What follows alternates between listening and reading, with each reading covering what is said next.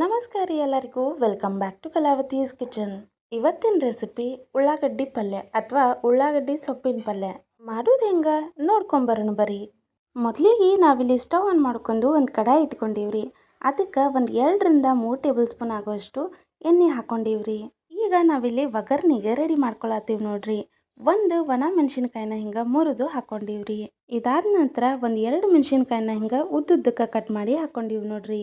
ಈಗ ಈ ಮೆಣಸಿನ್ಕಾಯಿನ ಒಂದು 2 ನಿಮಿಷ ಚಲೋತ್ನಂಗೆ ಫ್ರೈ ಮಾಡ್ಕೋಬೇಕು ನೋಡ್ರಿ. ನಿಮಗೆ ಖಾರಕ್ಕೆ ಎಷ್ಟು ಮೆಣಸಿನ್ಕಾಯಿ ಬೇಕು ಅನ್ನೋದನ್ನು ನೋಡಿಕೊಂಡು ಮೆಣಸಿನ್ಕಾಯಿನ ಹೆಚ್ಚು ಕಮ್ಮಿ ಮಾಡ್ಕೊಳ್ರಿ. ಈಗ ಹಿಂಗೆ ಚಲೋತ್ನಂಗೆ ಫ್ರೈ ಮಾಡ್ಕೊಂಡಾದ ನಂತರ ಒಂದು ಉಳ್ಳಾಗಡ್ಡಿನ ಹಿಂಗೆ ಸಣ್ಣದಾಗಿ ಕಟ್ ಮಾಡಿ ಹಾಕ್ಕೊಂಡಿವಿ ನೋಡ್ರಿ. ಈಗ ಈ ಉಳ್ಳಾಗಡ್ಡಿನೂ ಅಷ್ಟೇ ರೀ, ಒಂದು 2 ನಿಮಿಷ ಚಲೋತ್ನಂಗೆ ಫ್ರೈ ಮಾಡ್ಕೋಬೇಕ್ರಿ. ಸ್ವಲ್ಪ ಕಲರ್ ಚೇಂಜ್ ಆಗಬೇಕು ಮತ್ತು ಮೆತ್ತಗಾಗ್ಬೇಕು ನೋಡ್ರಿ. ಈ ಸೀಸನ್ ಒಳಗೆ ಉಳ್ಳಾಗಡ್ಡಿ ಪಲ್ಯ ಮಾರ್ಕೆಟ್ ಒಳಗೆ ಭಾಳ ಈಸಿಯಾಗಿ ಸಿಗತೈತೆ ನೋಡ್ರಿ. ಹಾಗಾಗಿ ಈ ಒಂದು ಪಲ್ಯನ ನಿಮ್ಗೆ ಮಾಡಿ ತೋರ್ಸಕತ್ತೀವ್ರಿ. ಈಗ ನೋಡ್ರಿ, ಒಂದು ಸಣ್ಣ ಕಪ್ನಷ್ಟು ನಾವಿಲ್ಲಿ ಹೆಸರು ಬೇಳೆನ ನೆನೆಸ್ಕೊಂಡು ಹಾಕೊಳಕತ್ತೀವ್ರಿ. ಈ ಹೆಸರು ಬೇಳೆನ ಒಂದು 10-15 ನಿಮಿಷ ಬಿಸಿ ನೀರೊಳಗೆ ನೆನೆಸ್ಕೊಂಡ್ರೆ ಸಾಕ್ರಿ. ಬ್ಯಾಳೆ ಸ್ವಲ್ಪ ಫ್ರೈ ಆಗ್ಬೇಕು ನೋಡ್ರಿ. ಒಂದು 2 ಸೆಕೆಂಡ್ ಫ್ರೈ ಮಾಡ್ಕೊಂಡ್ರೆ ಸಾಕ್ರಿ. ಹಿಂಗೆ ಇದನ್ನು ಸ್ವಲ್ಪ ಚಲೋತ್ನಂಗೆ ಫ್ರೈ ಮಾಡ್ಕೋಬೇಕು ನೋಡ್ರಿ. ಹಿಂಗೆ ಫ್ರೈ ಮಾಡ್ಕೊಂಡಾದ ನಂತರ ಇಲ್ಲಿ ಸ್ವಲ್ಪ ರುಚಿಗೆ ತಕ್ಕಷ್ಟು ಉಪ್ಪು ಸೇರ್ಸಾಕತ್ತೀವಿ ನೋಡ್ರಿ.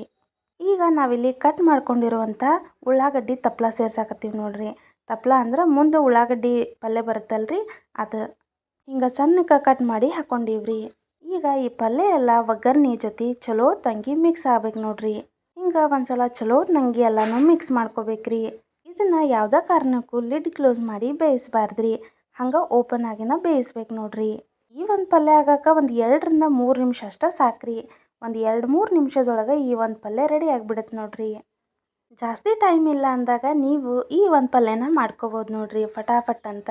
ಈ ಒಂದು ರೆಸಿಪಿ ನಿಮ್ಗೆ ಇಷ್ಟ ಆಗಿದ್ರೆ ನಮ್ಮ ಯೂಟ್ಯೂಬ್ ಚಾನಲ್ನ ಸಬ್ಸ್ಕ್ರೈಬ್ ಮಾಡ್ಕೊಳ್ರಿ. ಮನೆ ಒಳಗೆ ಈ ಒಂದು ರೆಸಿಪಿನ ಟ್ರೈ ಮಾಡಿ ರುಚಿ ಹೆಂಗಿತ್ತು ಅನ್ನೋದನ್ನು ಕಮೆಂಟ್ ಮಾಡಿ ತಿಳಿಸ್ರಿ. ಈ ಒಂದು ಪಲ್ಯನ ನೀವು ಜೋಳದ ರೊಟ್ಟಿ, ಚಪಾತಿ ಯಾವುದ್ರ ಜೊತೆಗಾದರೂ ತಿನ್ಬೋದ್ರಿ.